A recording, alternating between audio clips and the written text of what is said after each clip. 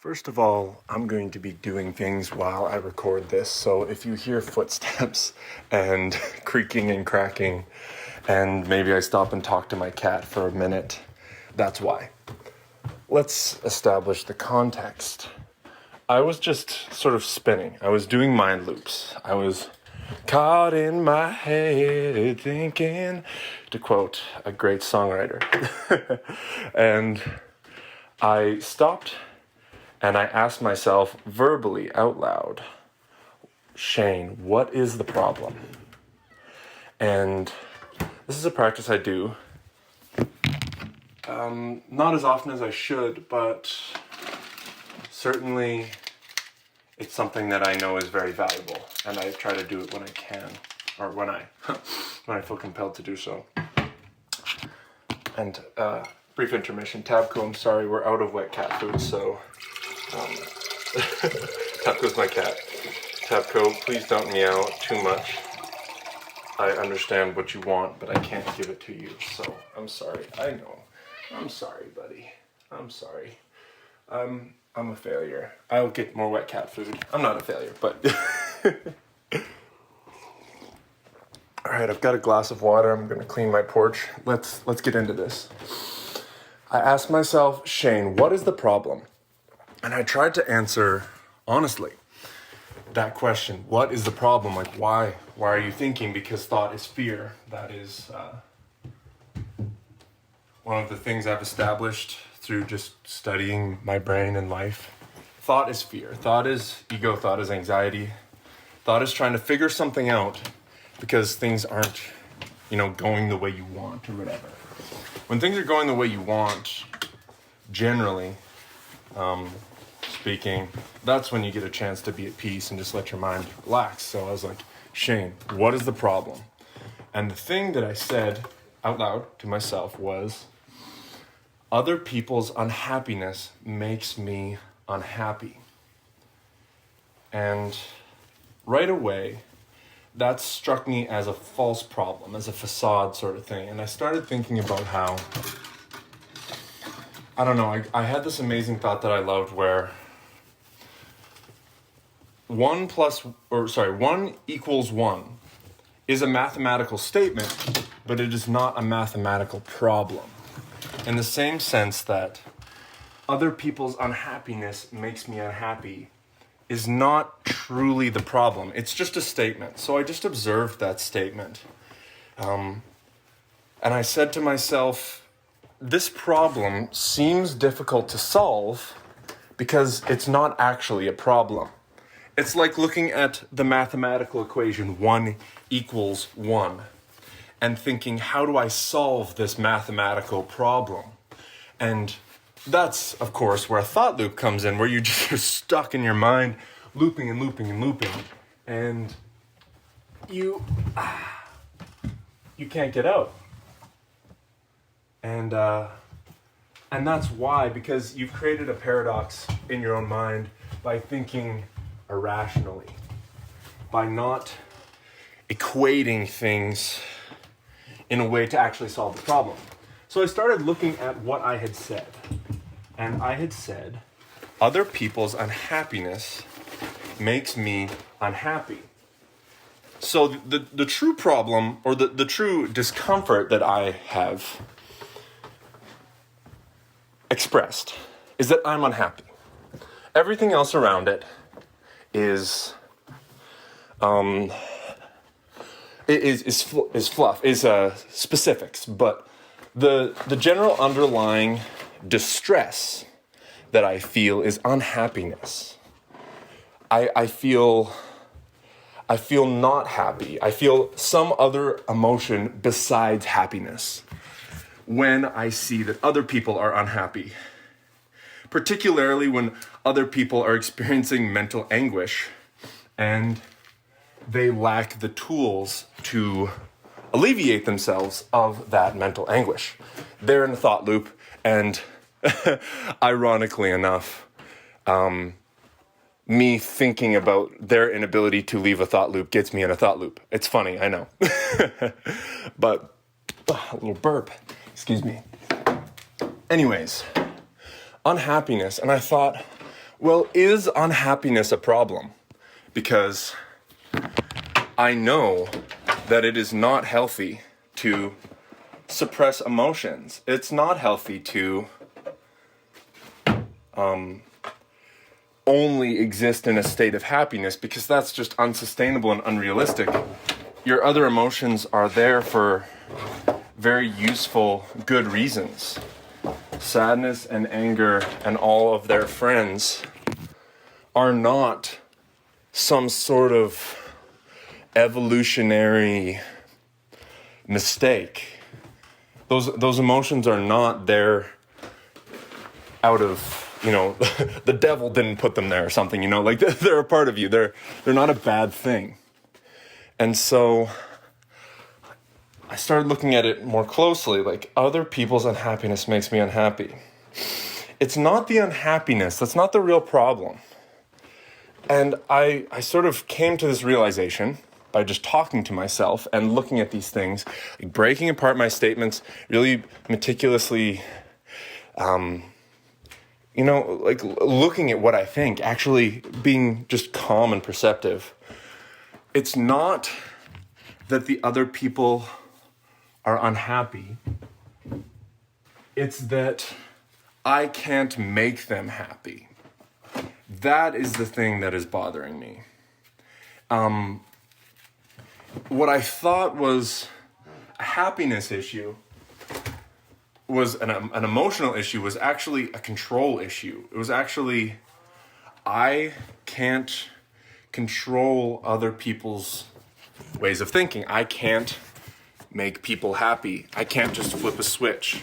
And I realized, I just reflected on who I am, who I know myself to be, and I know that I'm very good at articulating and communicating sort of intellectual concepts, and I'm fairly strong. Like I'm not super strong, but I'm 6'6". I'm like an athletic build.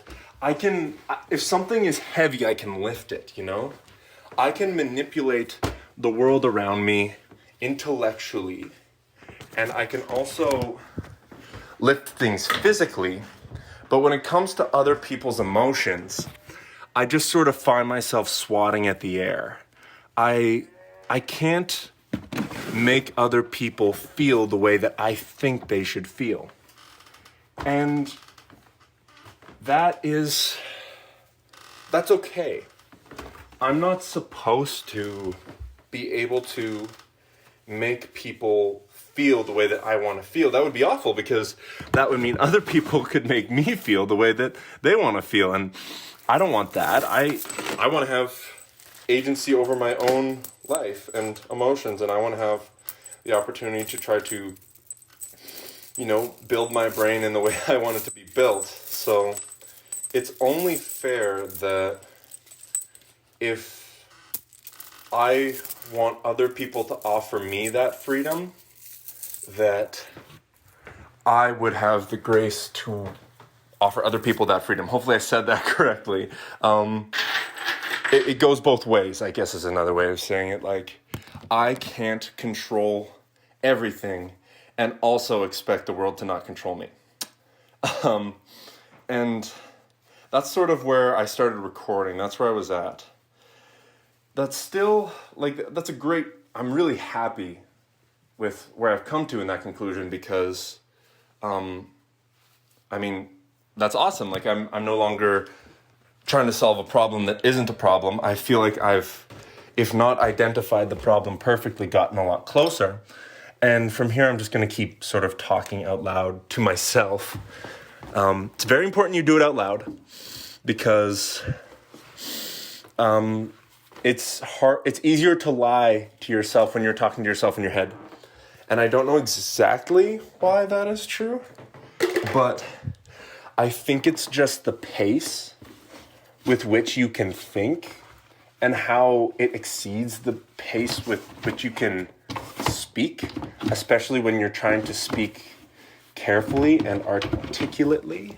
And trying to close a drawer at the same time. It won't close. It's too full of gloves. I'm cleaning my porch right now as I record this. Hopefully the audio is not too ramshackle.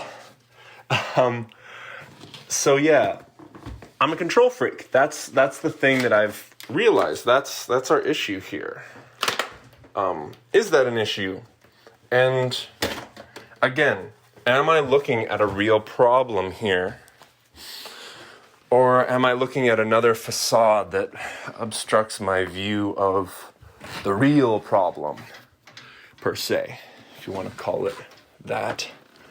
And I think I already see another layer I can peel back. So why would I want to control everything? Why would it make me so unhappy that I can't do that? And I mean, fear, ego, obviously come to mind. Like, just the concept of a fear of death immediately pops into my head, because when it comes to the physical world and the things that human beings do to the world around them, such as building houses with locks and cities and systems and all these things, it's our constant battle against entropy, our constant battle against the world and its scary chaos and nature and man versus nature and all that BS that we've bought into. And I just need to rinse something out here, so I'm going to turn on the sink briefly. I don't know how much this is going to obstruct the audio, so I don't want to say anything that's essential to the narrative I'm constructing here in my own beautiful brain.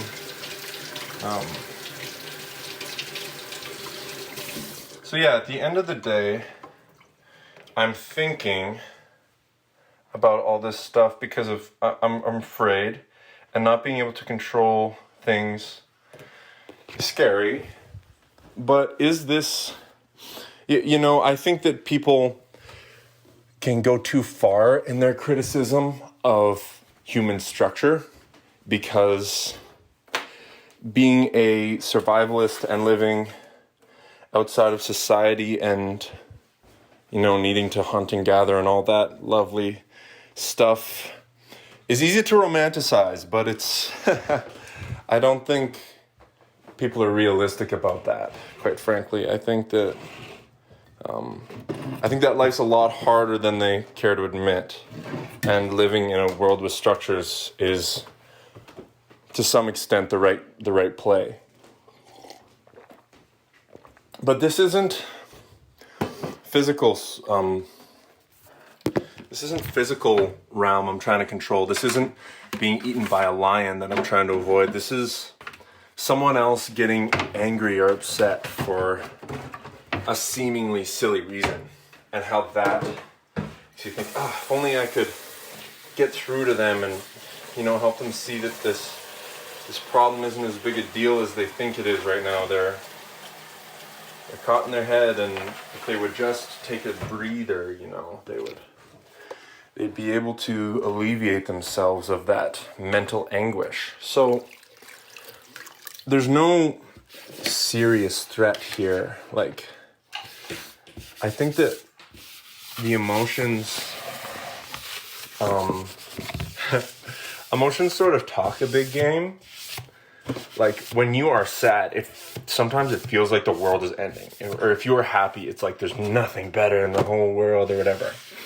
And I think that when you really look at it, emotions are sort of, emotions are very charismatic. Like a crooner of sorts that are very seductive. Emotions make you believe how important they are. And they're very important. They're super important. But I feel like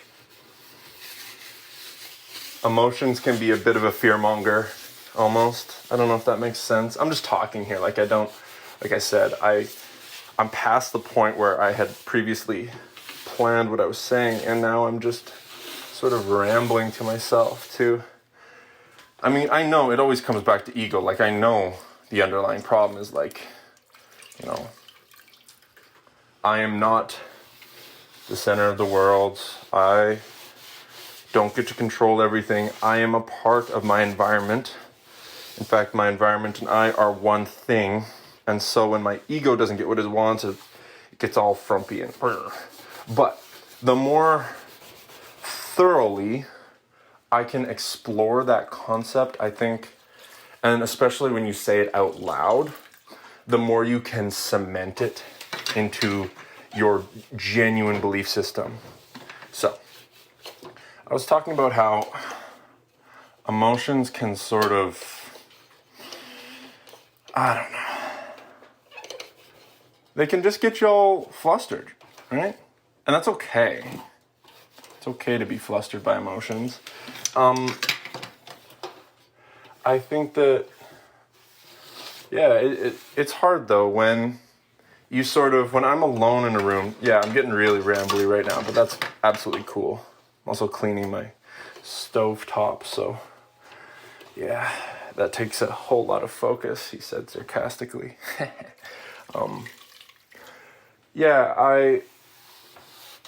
I think that when I'm alone in a room just by myself in sort of an isolated system, and I take out a lot of variables, it's a lot easier for me to see, that there's no real problems, no one's coming to get me, I can just sit there and meditate and be happy, right? And when you get out and you get talking to people and you start seeing all the scariness going on in the world, all of the ideas flying around, all of the anxiety flying around, all the people taking out their trauma on other people, which can be very frustrating to deal with when someone else is projecting their crap onto you and you have to either take it or not take it. It can be a tough decision to decide if you want to fight back or else just let them vent, right? But that's a lot harder for me to do. I think that's the next step. I understand the concepts, but I just want to, find, how do I reconcile? How do I keep it from being, because if you start to look at the world as like, oh, I'm the enlightened, calm one, and I've got things figured out, and the rest of the world, notice I say the rest of the world, drawing a distinction between me and myself. That's how you know that ego is speaking. Anytime you're drawing distinctions between any things, that's when you know it's ego, and innately it must be ego speaking when you start to draw connections. And I mean, I'm speaking in English, a language that is taught to me by someone else, so everything that I say is ego, de doi, but my point is I want to not isolate myself from the world because I know that that's no fun. And I guess maybe it comes back to the control. But how do you give up control? It's easy to say oh, there's nothing to fear because blah, blah, blah, but if you're strong, how do you get over that? I don't know.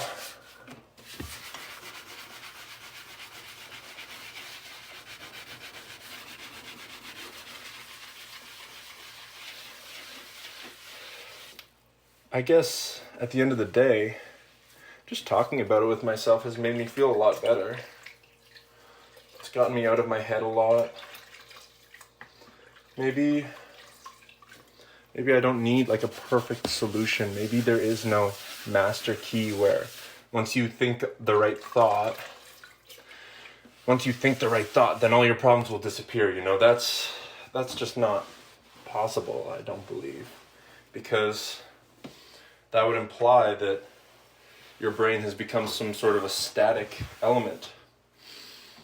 Or, I don't know, the world is not static. So how could a static thought, how could one thought properly interact with this world that is constantly moving and evolving, right? It just innately, a single idea, a single concept can never permanently bring you happiness because there's a big world and what you see, what you interact with, who you are is constantly changing. You age, you make new friends, you get up,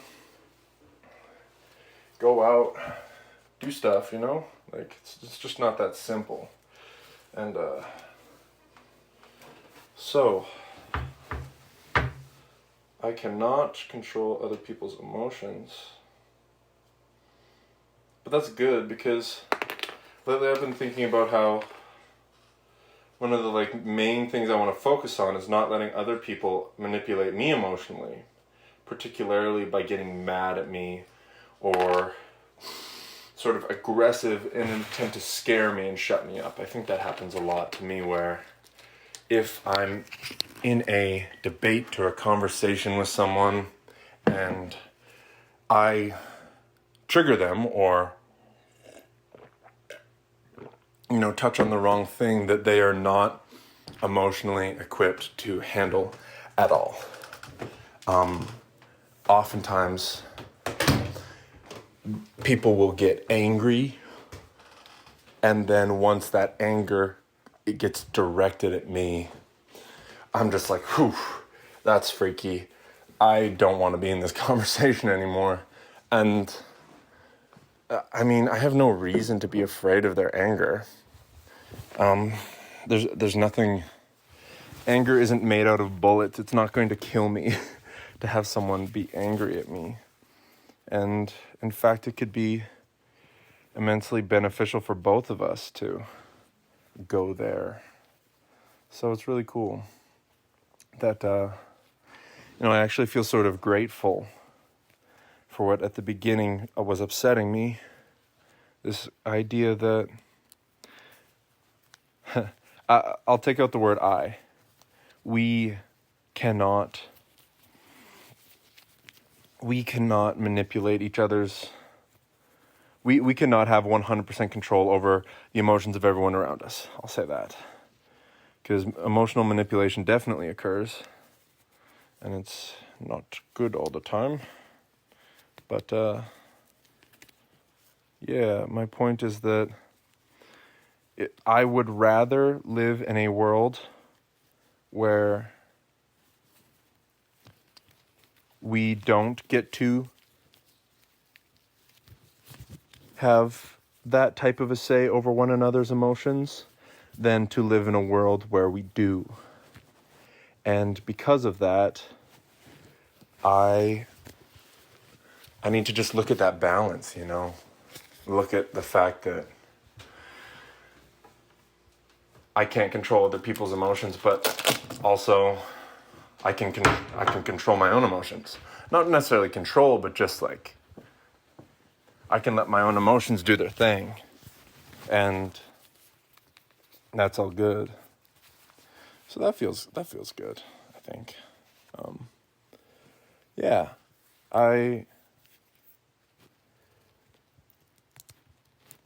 I just wanted to talk. Just wanted to talk it out with myself. More than anything, I hope that whoever's listening to this can see how this process of speaking it out loud or on paper, doing this in your head is not good enough.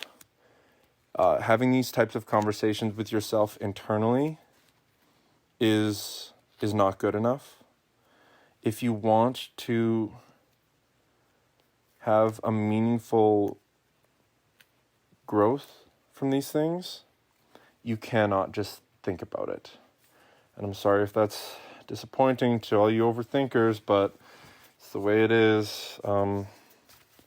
There's a reason that, I don't know. There's a reason that journals work. There's a reason that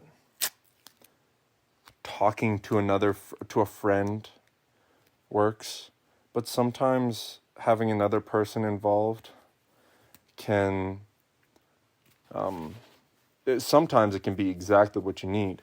If you can't see that thing that you're having trouble seeing, if you can't make that connection and it's just not clicking, then someone could help you for sure. But I think that it's really important to, there's a whole host of other gobbledygook that comes along with other people that is great gobbledygook. It's amazing gobbledygook. It's awesome. Please talk to other people. But don't think that avoiding developing this skill set of talking to yourself and working through your thoughts and anxiety, don't think that you can skip on this. Support systems, in an unreleased song that I wrote, the line is, your support system will support you, not save you. You're the only person who can make you not hate you. And I really like that line. It's one of my favorites that I've written. But anyways, I'm going to call this an OGR podcast, and I'm going to upload it because I think it will be useful. This is how my brain works when it's working at its best. And yeah, I am going to be happy to share it with rambles and interruptions and all. I think that that's cool. Anywho, love y'all, and I'll see you in the next one. Bye.